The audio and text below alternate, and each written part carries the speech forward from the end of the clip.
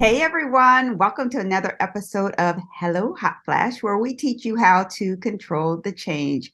Today I have joining with me Karissa Adkins. Karissa, thank you so much for being here.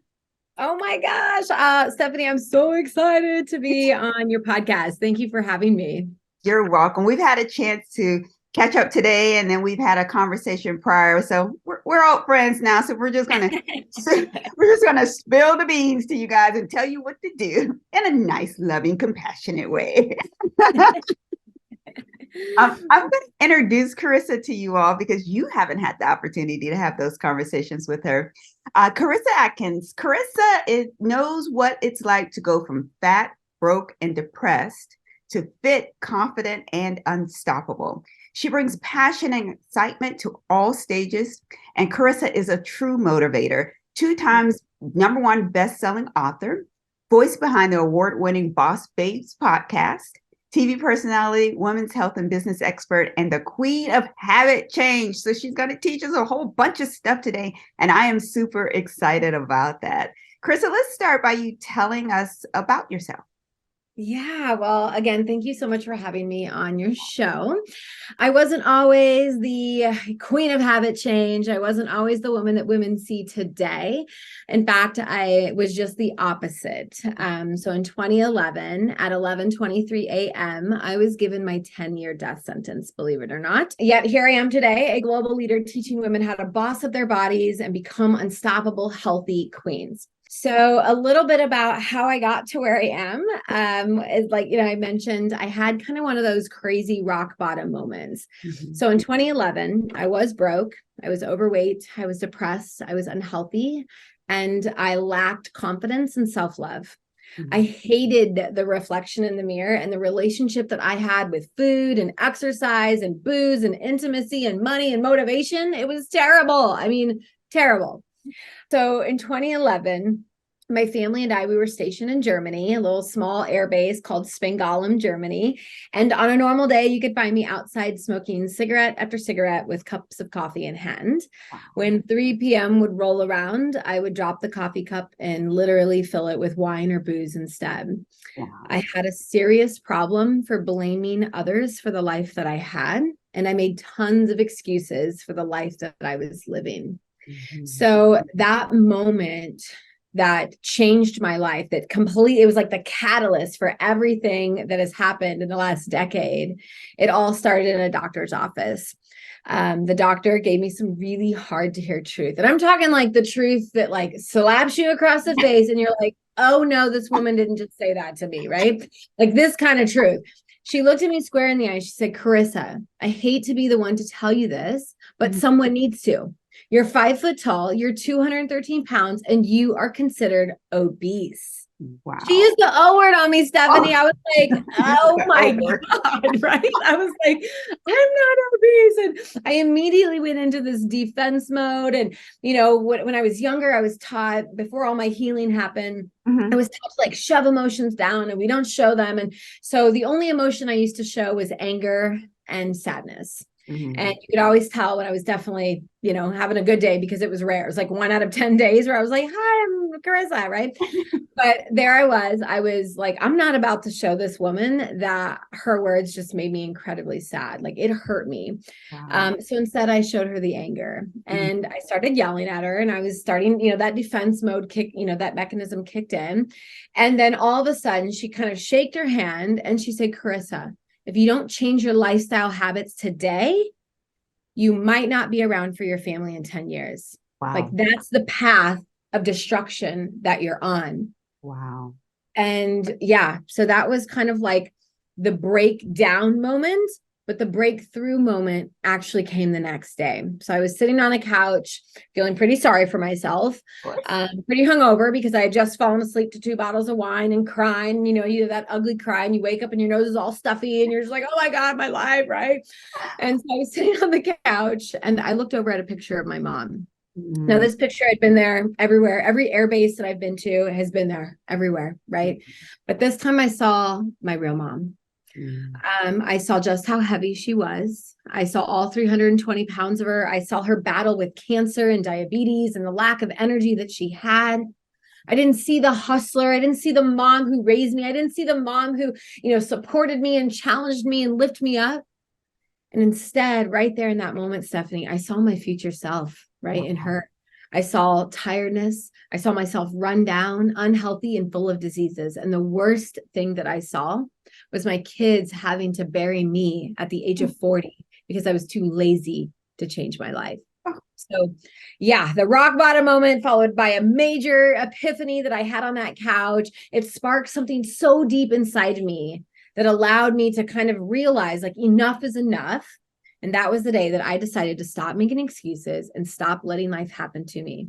That was the day I became a champion, in my opinion. So that's kind of where it all started, right? Like, it was just like, oh my gosh, I started from there. And over the years, I learned how to help myself. I've lost close to 100 pounds of weight, and I've learned how to keep it off, which is the more important part.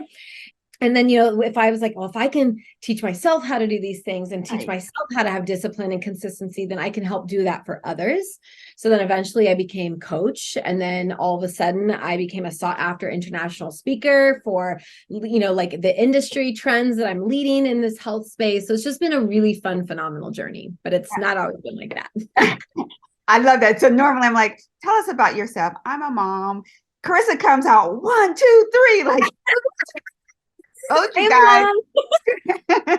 I told you were going to love her because she's the truth. And sometimes it's the truth that either we don't want to hear or someone is afraid to tell us in order for us to make the changes that we need to make in order to take care of our body. So I love that. Come out, boxing girl. That's what you do. So we can probably gather from that. You spoke about it a little bit, but tell us how being healthy has affected both your personal and your professional life. Go into that a little more detail. Yeah. I mean, so obviously personal life, right? I was able to lose the weight, which gave me the energy, which gave me my confidence back, which gave me like this sense of over time, this unstoppable mindset. Because I was like, oh my gosh, if I can lose 1 pound, I can lose 5 pounds. And, if I can lose 5, I can lose 10. Like, it just kept building. But the really, really magical part is that when you start loving yourself from the inside out, you start like seeing love and positive in everybody else, right?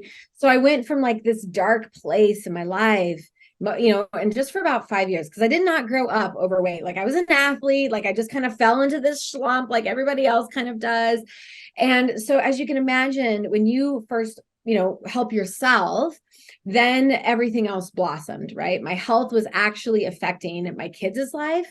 My health was affecting my relationship, because I did not love the body I was in. I did not want to get, like naked and have intimacy with my partner. Like, I didn't want any of that. I was like, in fact, I wanted to play so small. I didn't want anyone to see me like that. Yeah. And so all of a sudden I just became like this beautiful rose, right? That blossomed, if you will. My family, like my career, everything just built on that. But professionally, obviously I kind of got you into that to where I am today. But as a coach, I would not be able to run a multi-6-figure business, a global health coaching company with poor health. I mean, one of the biggest things that people tell me all the time is they're like, your energy is insane, right? Your passion is crazy. And I'm like, I know, but it all stems from my health. Like, that is a pillar of my foundation. It is a core value of mine on not just my health coaching side, but my business coaching side. Like, I'm also a business strategist, and I always address their health. And they're like, no, I hired you to help me grow my business. I'm like, yes, but I cannot help you grow your business if you don't first help yourself. Because once I get you to that level, thriving and killing it, you're going to be so exhausted, so tired, so like, sometimes entrepreneurs have the worst habits ever because they're skipping through lunches. They're not taking time for themselves. They're completely putting them on the back burner instead of putting them on the front burner. So it to me, it goes hand in hand. So I would not be where I am today professionally, financially, like everything without my health. My health is my wealth. How is that sustainable? So a lot of us can go from A to B and, we get where we need to be, and then we turn around and the weight comes back on and the energy's low again. How can you sustain that? Yeah. So that's like the big thing that I'm a huge fan of, right? Everyone says like, what do you believe in? And I believe in a world where women can have sustainable health. I believe in a world where women can have it all, right? A beautiful body, a strong mindset, a thriving business, energy, passion, great sex, like whatever it is. I believe that women can have it all and they deserve to have it all. But it all comes down to that word sustainability, right? Because it's really easy to lose some weight. And then most, 98% of Americans, right, they gain it back. Right. So the big difference with the quick fixes and sustainability all comes down to building healthy habits. I mean, I took that doctor's advice to the core, right? That's all I heard was, if you don't change your lifestyle habits, I mean, and I'm not talking just working out and food. Like I'm talking stress management. I'm talking sleep. I'm talking, the getting rid of the negative self-talk, like mental habits, physical habits, they're all so important. And so I'm a big believer in women can have it all if they build the habits and the routines that match the lifestyle that they want. So it all comes down to habits and mindset. I agree with that. So as midlife women, your podcast tells us to boss up. What does that mean, and how can we as midlife women boss up? Yeah. So first off, boss up to me is just like a word that it's like, take courageous action towards living your best life. Okay. So every woman is a boss. Every woman is a CEO of her life. Yeah. I don't care if you run a business or you're a stay-at-home mom. You are a CEO. You are the boss. Yeah.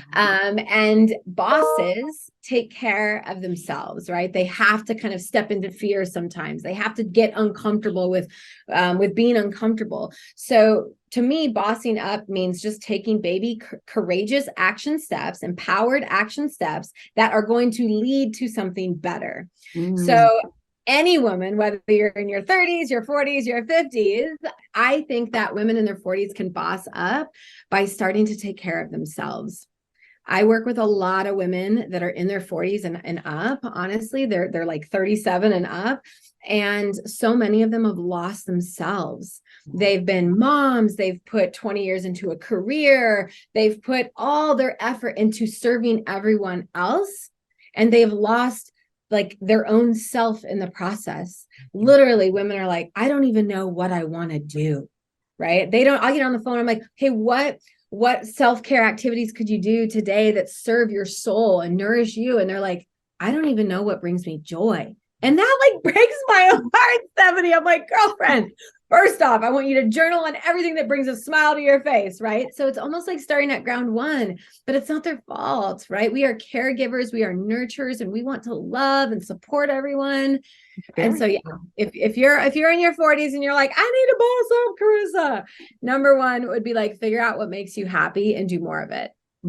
I love that. And that's hard to do though. Sometimes like, oh, what does make me happy? Especially in your late 40s, early 50s, as you said, you're a caregiver. You think that making your kids happy is what's making you happy, but that's still not the real it. You have to find what actually brings joy to your body. I love that. And to your mind as well. Yeah. Yeah. So we make mistakes as we're going through this process. What are 3 mistakes women make when they're trying to lose weight and to change their lives? Yeah. So I've been in this industry for 10 plus years and I've heard it all, seen it all. And I'm an Aries, which means I've done it all, right? Like I have to learn from every rock about, like I will find the hardest way to do it, figure it out, and then teach women how to not to do it that way. Right. No, but for real, like the 3 biggest mistakes, if you're trying to lose weight, if you're trying to get healthy, if you're trying to stay healthy, the 3 biggest mistakes that I see women make is that they, number one, try and do too much at one time. I know that's a shocker, right? Oh, like, what do you mean I can't change all 50 habits at once? So yes, I would always say, like women, like they all know what they need to do in order to lose weight, right? Yeah. I sat down over 10 years ago, I sat down and made a list of 50 things, all the shoulds, the coulds, the needs, the musts in order to lose the weight. And I'm like, oh my God, that's so much. Like, where am I going to start? And I almost wanted to give up right there in that moment. Right. But the new Karissa was like, Karissa, what can you do that like consistently, like just pick 2 of these. You don't have to do them all. You can just pick 2 and do them consistently, and then you'll boss up. So I happen to choose, right, move your body, because I knew I needed more physical activity. Right. And it wasn't the second one, it was nutrition based, but it wasn't like to go on a diet or to eliminate something. For me, my problem as I was numbing my pain with food. And so portion control was huge for me. So I said, Karissa, if you could go from 3 plates at one sitting down to 1 plate, that would be pretty good. Yes, very good. And yeah, right. So I'm like, and I'm, again, Puerto Rican and German. So I've got a lot of crazy, like heavy foods going on. And I was like, just go down from 3 plates to 1 plate. So don't try and do it too much. Like don't try and do too much at one time. Like start small. It's the 1% change that's going to equal big, big results. The second thing that I find that women really mess up with is that they don't have that sustainable plan, right? They have a plan, or they quickly Google like a quick fix instead of thinking, okay, long term. And I constantly have to remind my clients of this. And I'm like, remember, you hired me to teach you how to have sustainability health, right? It's not about the quick fix. And so what that kind of can look like is, what can you do every day that will equal those big results, right?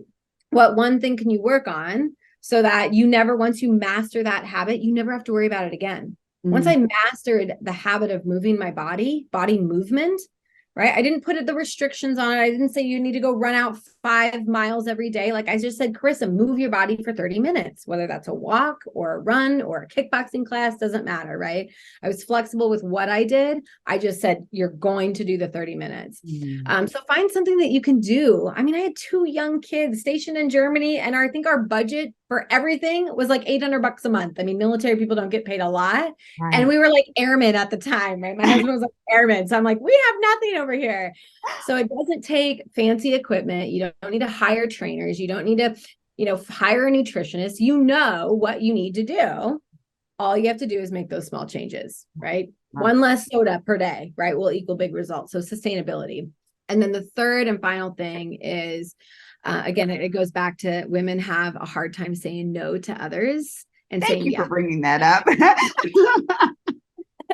Right? All day long, I'm like, be a little selfish. It's okay. Like, love yourself, respect yourself enough to say, if it's not a hell yes, and it's not important to me, I'm not going to do it. And that's one, I work with a lot of people pleasers, and I used to be a people pleaser until I started pleasing myself. I like to look at it as, we all know, we've heard that saying, right? We can't pour from an empty cup, but I like to fill my cup first and then pour into others with everything overflowing. My cup is always full, and then everyone else gets what is left, like, to overflow. So that's like the 3 biggest mistakes. They say yes, they don't have a freaking sustainable plan, or a plan at that, and you try and do too much at one time. And I want women to recognize that saying no is not selfish. Like, I have a plan for this year, and there's a couple distractions that keep trying to get in the way. They're good. They're really good distractions that could be great opportunities, but I have a plan, and it's a bigger plan. So I have been like, yeah, exactly. Focus. I am like, no to this, no to that. And it feels so darn good. Like, I used to feel so bad. Like, I need to do everything because what if I upset someone? But it's so refreshing, and I'll be a better version of me because I'm saying no, and I'll actually get things accomplished instead of people pleasing. So yeah, I told a friend no, and it was for something very, very simple. I'm like, hey, this is the first time in 25 years. Suck it up.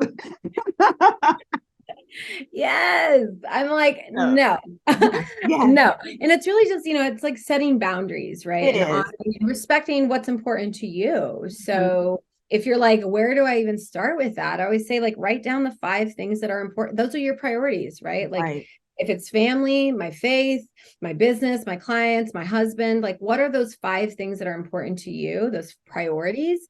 And then anytime someone says, hey, will you send me? You need to look at that list and be like, okay, does it even fit in this? Because if not, it's a heck no, right? I'm so sorry, but no. I know. And it feels good when you do that. Yeah. How many times can you say no today? I know, right? No. Yeah.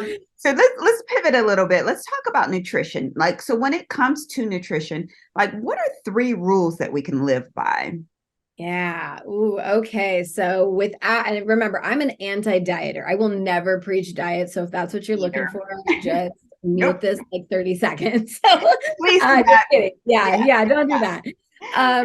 But for real though, okay, so number one, and all three of these habits you Hmm. can do, or all three of these nutrition habits you can practice. Again, they're slow and they're simple things, right? So number one is eat the rainbow.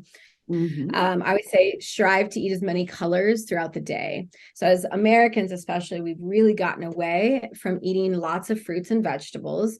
And we are now eating for convenience. I mean, think like you run through a drive through because you're looking for something quick and easy instead of something that's going to nurture, and really has a lot of nutrients.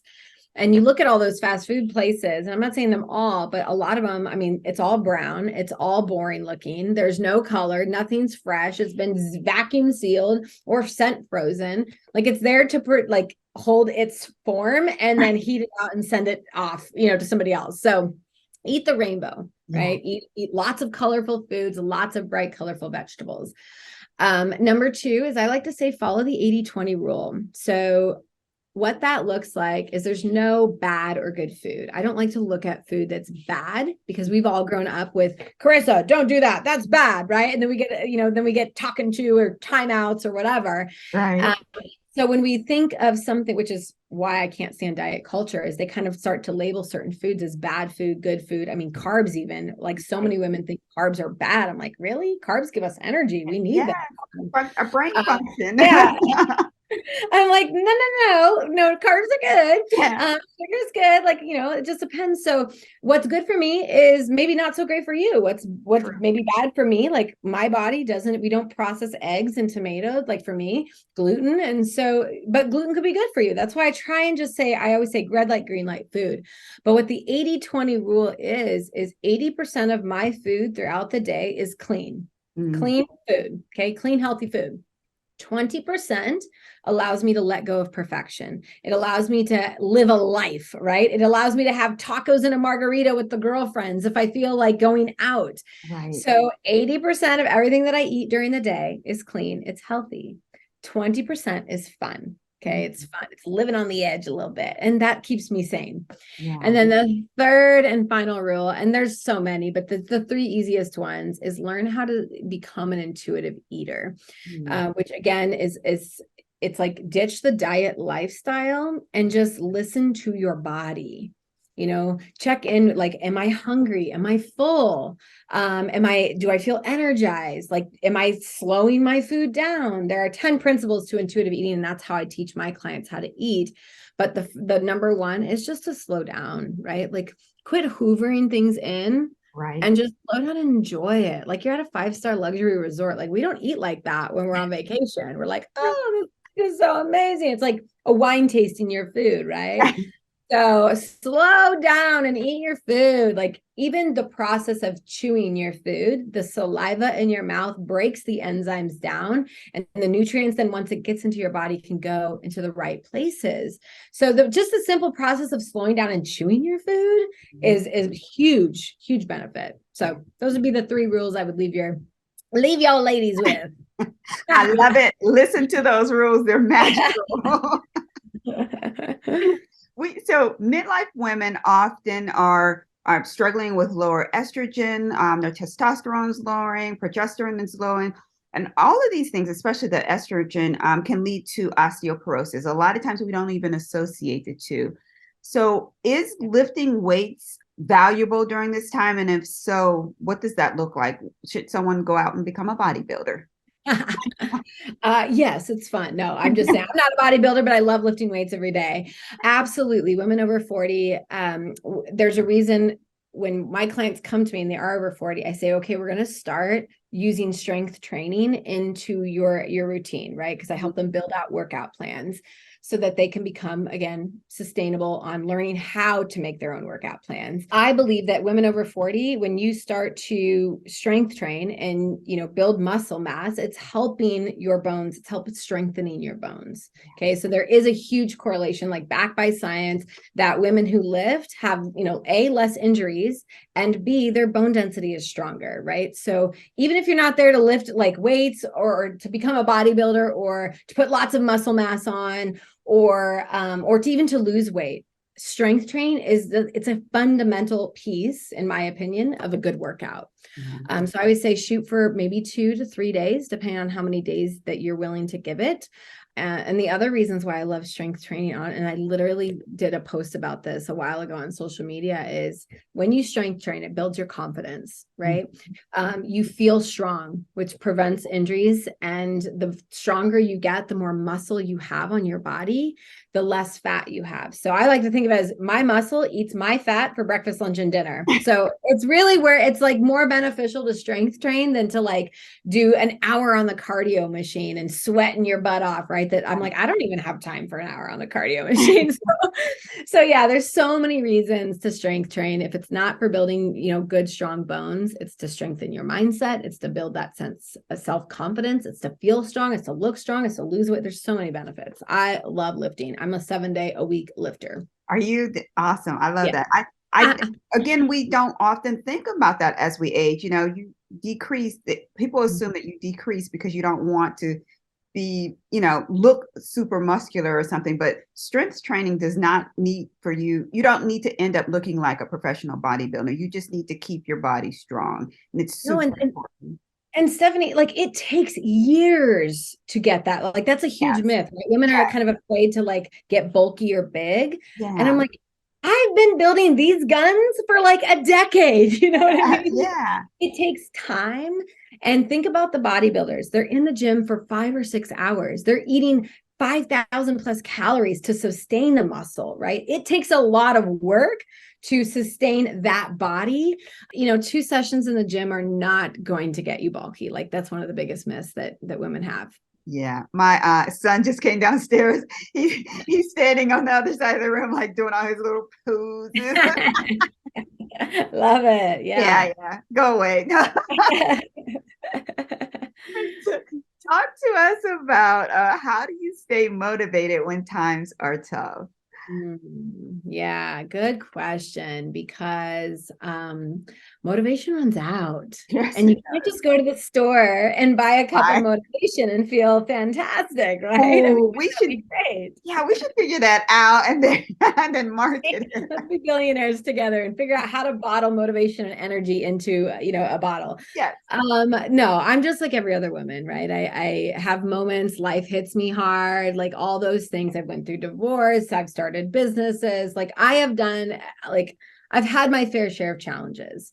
And even as an entrepreneur, there are always days that are like, maybe I should go work for somebody else. Like this is getting really tough, right? Yes. But how do you stay motivated when times are tough? I call this process like hit the reset. And I say it all the time to myself. And I use this phrase even when, like, if me and my husband were having an argument, I'm like, you need to hit the reset. Right? So it's kind of like our running joke of like, okay, go check yourself in the most nicest way. However, when you're going through a dark day, dark time, you need to be able to hit the reset so that you don't stay in the dark time. You don't stay in that dark place. You don't stay in the hole like I was for so many years. So number one is I always remind women, remember why you're doing something, right? We lose track of the why. And the why is so incredibly important. The why was what triggered me to lose the weight, but the why is also what allows me every single day to wake up with passion and energy and drive to go to the gym. I get up at 3:45 a.m. to go to the gym at 4. Woo! Do you think I really want to do that? There are days that I'm like, oh, this cozy bed, and then I'm like, no, get up. Your why. Remember, so knowing your why and what you're doing this for is a big thing. And I don't like to tie my why to people.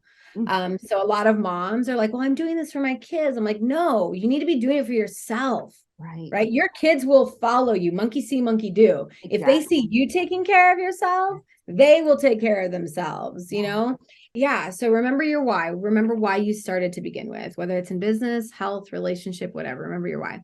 Number 2 is just get a piece of paper. When I was depressed, I would just sit down and I'm like, what is my biggest challenge right now?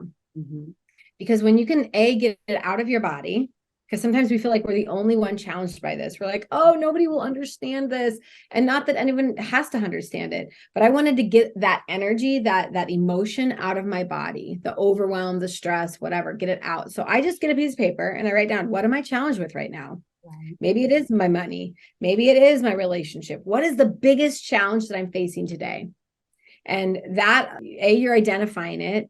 B, you're getting it out of your body. And 3, you now are aware of what your challenge is, right? And when you're aware of the BS, now you can become and find a solution. Now you can be like, oh, okay.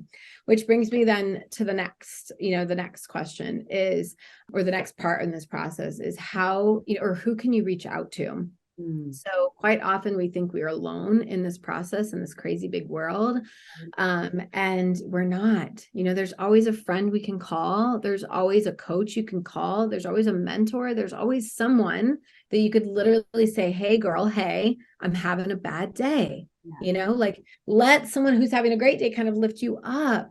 So remember, you're not alone in this process. And trust me, gosh, if you think you're the only woman who's ever been struggling with X, like, I'm sorry to say, but probably half the world is struggling with that same thing. I don't know, but yeah. So that's a big key factor in this reset process. The fourth one is one of my favorites. It's one of the hardest things to do though, is I ask myself, what do I need to let go of? Right? That's huge. And yeah, because we hold that baggage like it's us, you know what I mean? Like our identities get formed around, I don't have it, but like a woman will say, my anxiety, my depression, my money situation. Like we get so tied to these stories. And so I say, what do you need to let go of? Is it the story? Is it the excuses? Is it the blame? Like, what do you need to literally let go of? And most of the time, it's a mental thing, right? It's the thought of you can't do something or that you're stuck in the situation. And so that's the hardest one, because once you know what you need to let go of, you know what happens next, right? You got to let go of that. So that's why a lot of women are like, I don't want to really talk about that one. I'm like, I know, because you know what you got to let go of, right? And then the fifth and final step is just, what is one thing that you can do? What's one empowered action step that you can take that's going to get you out of the hole? It doesn't have to be a big thing. It could literally be like, I'm going to actually call my friend. I'm going to actually let go of this thing. I'm going to actually start moving my body. So what's one thing that you can do? 1%. 1%. I like that. That's my 5-step process for how to reset when times get tough. I love it. As you guys are listening, you had a theme, and almost at every stage you wrote it down. Like you wrote down your thought process. You wrote down what was bothering you. You wrote down like a path to get you to the next place. And I think that's so important. And a lot of times we don't do that. Like journaling is magic, especially when you can go back. And if you don't want to coin it journaling because you think, there's a process in place, whatever, writing it down on a piece of paper is magic. Because when you can go back and either check off things that you've accomplished or go back and see, oh, I'm still stuck here. And this was 2 years ago. I said I wasn't going to. That's when you can start processing things differently and know that you need to move forward and potentially get help with some things. So, yeah. I don't journal anymore. Right. I used to definitely journal, and Lord knows with all my past trauma that I've experienced, I've been sat with plenty of therapists that Karissa, journal these things out. But I think because of that, I have become super process oriented. So I pull these out to show you. These are process cards for everything I'm going through. So when I'm having a bad day and I'm like, what can I do to make me feel better? I go to my card that's like self-care card, right? I'm like, oh yeah, I could go and get a massage. I could read a book. I could go out in some sunshine. Like, I know that seems crazy. No, it does not. Like, we're busy women. We're freaking 40 and doing all kinds of crazy things. Right. So we're taking care of everyone else. So sometimes just saying, okay, I'm having a dark day. How can I hit the reset? Oh yeah, this is the process, right? Even my affirmations are written down like this. And I try and teach my clients, right? One of their very first things I ask them to do is I'm like, yes, get a fitness journal. Yes, get this. Yes, get this. I said, and then go out and get yourself some index cards, because they know exactly how to get through their stuff. Right. They just need to be like, okay, what was your process? If you had to teach it to your best friend or your daughter, what would you give her? What advice would you give her? We're brilliant women. Right? And that idea is brilliant. Process cards.